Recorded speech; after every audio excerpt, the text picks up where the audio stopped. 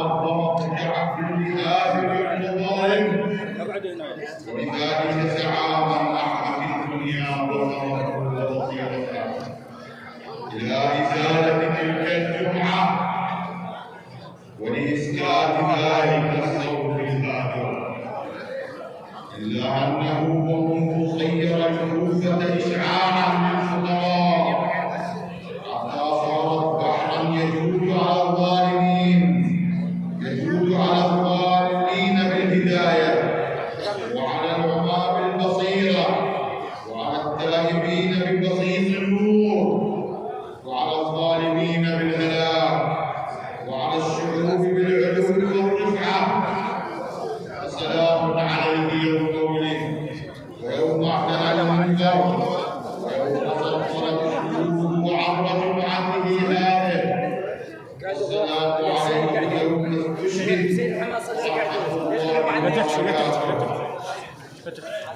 كانت ولا زالت كلماته نور نستضيف به. فاستمروا على صلاة الجمعة كما أوصاكم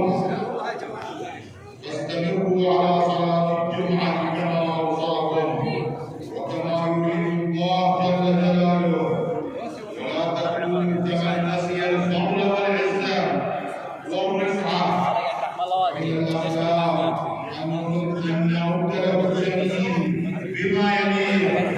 وآخر دعوانا أن الحمد لله رب العالمين. بسم الله الرحمن الرحيم.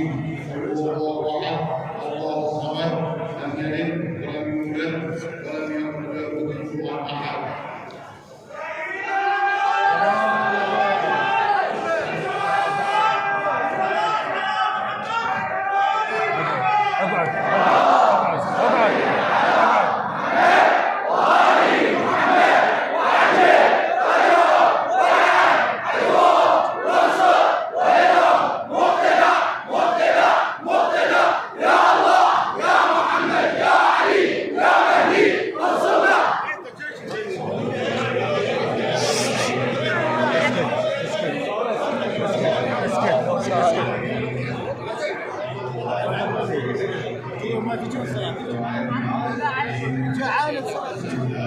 نسمع خطبة. مولاي أنت المولى وأنا العبد. يا الله. مولاي أنت الكريم. الذليل العزيز. يا الله. مولاي أنت الخالق وأنا المخلوق. يا الله. أنت الخالق. يا الله.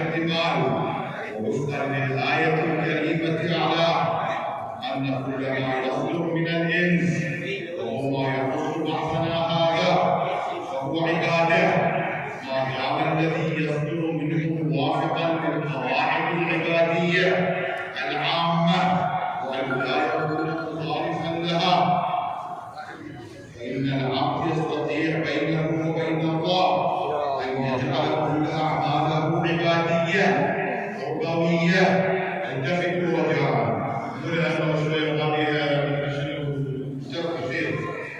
أن يجعل كل أعماله عبادية تربوية يريد بها رضا خالقه، حتى بعض الأعمال المباحة والأعمال اليومية العامة والخاصة.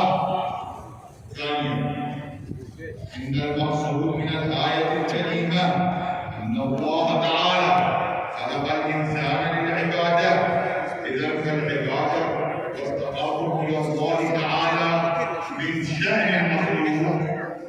وبتعبير آخر فإن من شأن الخالق أن يعبد جل جلاله، ومن شأن المخلوق أن يعبد.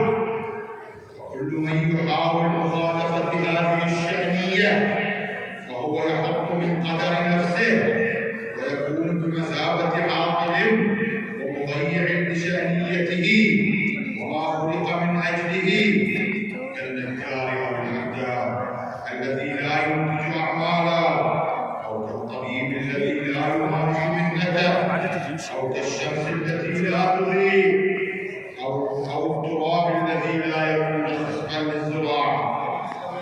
فإن الإنسان قد حمل الأمانة ولا بد له أن يؤديها كما أمر، وإلا سيكون خائنا متذمرا معترضا على واجباته إزاء خالقه. ثالثا، إن الآية الكريمة تعني أن الله قد قدر للإنس العبادة، وبالتالي فكل من لا يطبق ذلك ولا يأتي العبادة فهو خارج عن قضاء الله وقدره ووفقا لما ورد: من لم يرضى بقضائه فليخرج من عرضه وشرائعه، بمعنى أنه مضروب من ساعة الله ورحمته ولطفه ومنته، فتكون نفسه موكولة إليه. وهذا ما حذرنا منه المعصومون عليهم السلام. وين تريد؟ اقعد. وتعلم ما معناه. اقعد. ثم أنه يمكننا أن نذكر أطروحة ختامية بمعنى الآية الكريمة أعلى، وهي أن الآية تعني الإنسان المطلق، لا مطلق الإنسان، والإنسان المطلق والإنسان الكامل المتكامل، بل هو المعصوم، أما بالعصمة الأولية أو بالعصمة الثانوية. وعلى رأسهم خاتم الأنبياء صلوا عليه وعلى آله أجمعين.